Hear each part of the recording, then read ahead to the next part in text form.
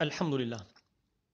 قال المصنف رحمه الله تعالى: وما أتى مدلسا نوعان، الأول الإسقاط للشيخ وأن ينقل عمن فوقه بعن وأن، والثاني لا يسقطه لكن يصف أوصافه بما به لا ينعرف. L'imam al-Bayquni rahimahullah ta'ala nous parle ici de al-mudallas. Al-mudallas, c'est lorsque nous allons avoir un transmetteur qui cache le défaut d'une chaîne de transmission pour que cette chaîne apparaisse de manière convenable. On peut dire al-mudallis si l'on parle des transmetteurs qui font usage de ce genre de procédé.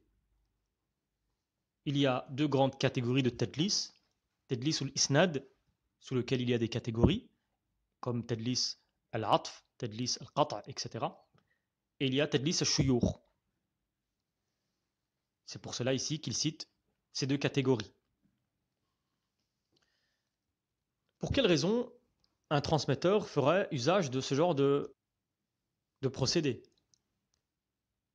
Parmi les raisons, il peut y avoir le fait que le transmetteur qu'il ne cite pas est quelqu'un de faible.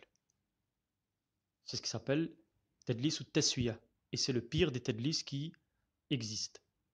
Ici, les savants, ou en tout cas certains savants, disent que cela est interdit à l'unanimité, ce genre de tadlis. Et celui qui fait l'usage de ce genre de tadlis, son hadith sera à chaque fois rejeté. S'il est connu pour cela, son hadith n'est pas retenu. Il peut également y avoir une raison qui est tout autre, qui est celle que le rapporteur est trop jeune. Même s'il est fiable, mais il est trop jeune. Donc de peur de voir son hadith rejeté, il ne le cite pas directement. Il peut également y avoir des raisons qui sont liées à une conflictualité entre le transmetteur et le cheikh. Il peut également y avoir une volonté de montrer que le sanad qu'il détient est un sanad ali, alors que s'il mentionne le cheikh, c'est un sanad nazil. Je vous renvoie pour cela à la catégorie de hadith al-ali ou al-nazil dont nous avons déjà parlé. Mais également, il peut y avoir des raisons politiques. Il a été rapporté par exemple que le Hassan al-Basri ne mentionnait pas Ali ibn Abi Talib dans la période de Bani Umayya, pour des raisons donc de sécurité par exemple ou autre. Quel est le statut de tadlis, donc de l'usage de ce genre de procédé? Tout d'abord, il faut sortir une forme de tadlis qui n'est absolument pas acceptée, qui est tadlis et taswiya, lorsque le transmetteur va enlever le shir parce qu'il est faible. Ça, c'est un tadlis qui n'est absolument pas accepté. À l'unanimité des savants, c'est haram. Sur les autres formes, c'est fortement déconseillé et les savants ont été très durs dans leurs propos sur celui qui fait l'usage de ce genre de procédé. Mais ils font une distinction entre celui qui fait l'usage de ce genre de procédé avec des chouyours qui sont fiables et celui qui fait l'usage de ce genre de procédé avec des chouyours qui sont faibles ou sur lesquels il peut y avoir des questions de sûreté ou autres. Et l'imam al-Zahabi disait que ceci rentre dans la parole du prophète sallallahu alayhi wa sallam: Man rashana falaysa minna. Celui qui nous trahit ne fait pas partie des nôtres. Cela parce qu'il laisse entendre qu'il a entendu le propos et que la chaîne est continue, alors qu'en réalité, il ne l'a pas directement entendu, mais il a dit an, d'après, selon. Il ne peut cependant pas être accusé de menteur, dans le sens où il n'a pas dit j'ai entendu ou un tel m'a dit. Mais avec cette expression de an, il laisse une probabilité qu'il l'a entendu comme une autre qu'il ne l'a pas entendu. Tadlis al-isnad, les savants sont beaucoup plus durs sur cette catégorie-là que Tadlis al-shuyukh, sur lequel il y a disons, même si cela est déconseillé, mais cela de manière plus légère que Tadlis al-isnad.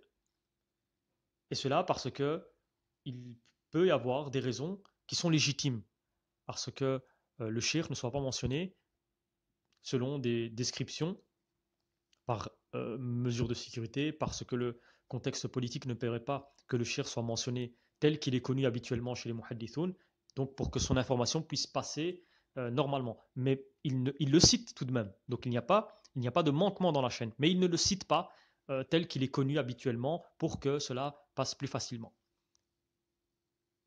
Donc maintenant, quel est le statut de l'acceptation des informations provenant de ceux qui font usage de ce procédé? Donc quel est le statut de l'information du mudallis? Il y a ici une décomposition à faire. De manière générale, les savants rapportent trois avis. Ici, cela vous donne une indication, donc, lorsque vous voyez qu'il y a des savants qui disent un tel hadith il est sahih et vous avez d'autres qui disent qu'il est daif, c'est parce que des fois, dans la méthodologie des muhaddithin, il peut y avoir une méthodologie différente, comme l'on peut trouver dans le fiqh. C'est en cela donc que vous pouvez comprendre de manière profonde et en substance comment se fait-il qu'il y a une divergence entre les savants sur tel hadith il est sahih ou pas. C'est parce que dans la méthodologie, ils ont opté pour un avis où ils sont d'accord avec une méthodologie qui n'est pas celle de l'autre. Ici, nous avons dans ce cas-là trois avis. Le premier qui est l'acceptation totale de ce qui vient d'un mudallis. Et ceci est un avis qui n'est pas retenu par la majorité des muhaddithin, mais c'est un avis qui existe. Un autre avis qui dit le rejet total de al-mudallis. Tout ce que rapporte quelqu'un qui fait usage de ce genre de procédé, quand bien même il dit cette fois-ci j'ai entendu, donc il ne ment pas, il a vraiment entendu, son hadith est rejeté parce qu'il est connu pour faire usage de tadlis. Et un troisième avis qui fait une décomposition et qui est de la manière suivante, donc si c'est un mudallis qui n'utilise ce genre de procédé qu'avec des transmetteurs, donc au-dessus de lui, qui sont fiables, dans ce cas-là, son tadlis est accepté s'il dit clairement qu'il a entendu le hadith. Donc, nous avons un transmetteur qui est connu pour utiliser le tadlis. Donc, c'est un mudallis. Mais le mudallis n'est pas un menteur. Donc, les savants disent on accepte son hadith s'il dit clairement j'ai entendu d'un tel. Donc, s'il dit j'ai entendu, il n'a pas menti. Et il n'a pas fait sauter de personnes au-dessus de lui, sinon il serait considéré comme un menteur s'il ment. Donc, c'est quelqu'un de fiable qui dit j'ai entendu. Dans ce cas-là, même si c'est un mudallis dans certains hadiths, étant donné qu'il a dit j'ai entendu, ici il ne fait pas usage du at-tadlis et donc son hadith est accepté.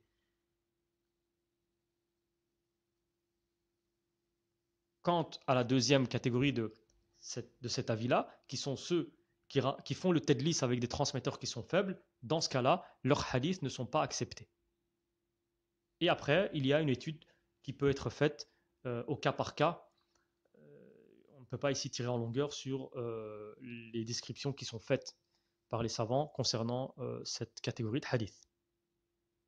Ici, un point important et une erreur qui peut être faite par certains, le fait de ne pas distinguer entre al-mursal al-khafi et al-tadlis.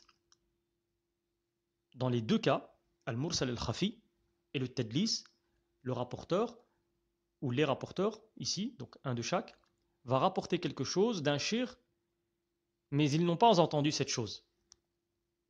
Sauf que pour le tadlis, pour d'autres hadiths, il a déjà entendu ce shir. Mais pour celui qu'il rapporte, il n'a pas entendu. Alors que pour le mursal al-khafi, il n'a pas entendu de hadith de ce shir du tout. Mais il a vécu à la même période. C'est en cela que al-mursal al-khafi est pire que le tadlis. Prenons des exemples et appliquons cela sur des cas pratiques. Tout d'abord, j'aimerais vous parler d'un transmetteur d'un grand savant du hadith, qui s'appelle Shu'ba ibn al-Hajjaj, rahimahullah ta'ala. Il était extrêmement dur sur ceux qui font usage de ce genre de procédé. Et même cela, même pour ces transmetteurs-là, il dit, par exemple, kafaytukum tadlis thalatha.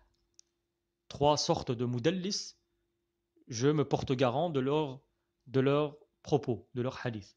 Al-A'mash, Abu Ishaq et Qatada. C'est pour ça que les savants disent, si Shu'ba rapporte de ces trois-là, quand bien même ils sont mudallis, leur hadith est accepté.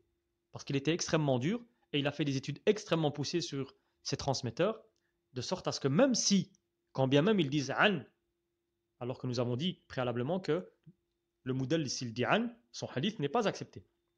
Mais pour eux, même s'ils disent an et que c'est Shu'ba qui le rapporte, le hadith est accepté. Shu'ba, il était tellement dur dans la notion de tadlis que l'imam Shafi'i rapporte de lui qu'il disait at-tadlis ou akhul kadhib. Le tadlis est le frère, si je puis dire, du mensonge.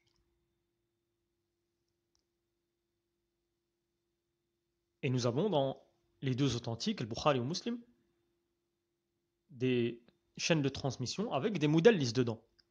Par exemple, on a des chaînes de transmission avec Qatada, avec A'mash, avec Sufyanan, avec Hisham ibn Bashir, et d'autres qui font partie de la catégorie des transmetteurs qui sont mudallisin. Mais encore une fois, le tadlis n'est pas un mensonge. Et donc, il y a une décomposition à faire et il y a une recherche à faire à ce niveau-là.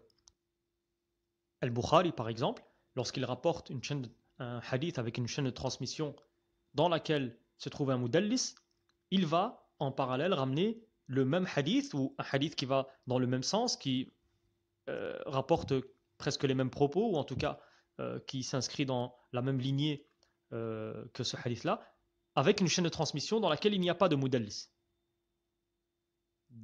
Par une autre voie donc, pour confirmer et rassurer le lecteur ou son élève ou ses élèves que le hadith est bien sahih. Quand bien même, l'imam al-Bukhari, de manière indépendante, son analyse aurait suffi dans le sens où on sait très bien que dans le cas du mudallis, il a fait des recherches extrêmement poussées pour savoir si ce qu'il rapporte, ce mudallis de son shir ou de la personne qui est au-dessus, est-ce qu'elle est fiable ou pas. Et c'est là que se distinguent donc les muhaddithin qui sont des experts, comme Ibn Abi Hatim, Abu Hatim, Al-Bukhari, Ad-Daraqutni, Muslim et tous les grands savants du hadith. C'est également ici qu'ils se distinguent. C'est dans leur connaissance de ce genre de procédé, des failles qui se trouvent dans cette catégorie-là de hadith, chose qui n'est pas donnée à tous les muhaddithin. Je finirai avec cette dernière remarque, qui est une remarque de l'Hafiz ibn Hajar, qui nous explique, encore une fois, une des raisons.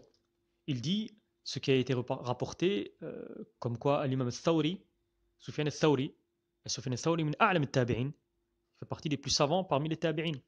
Donc Thawri et al-A'mash, ce qu'il a été rapporté d'eux, comme faisant usage donc de tadlis, cela est excusé par le fait qu'il considérait que ceux envers qui il faisait le tadlis étaient pour eux des gens qui étaient thiqa, étaient pour eux des gens qui étaient sahih.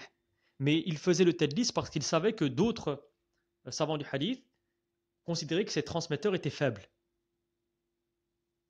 Et ainsi de suite. Et c'est un sujet qui est très vaste. J'espère en avoir fait ici une démonstration, au moins en termes de points principaux.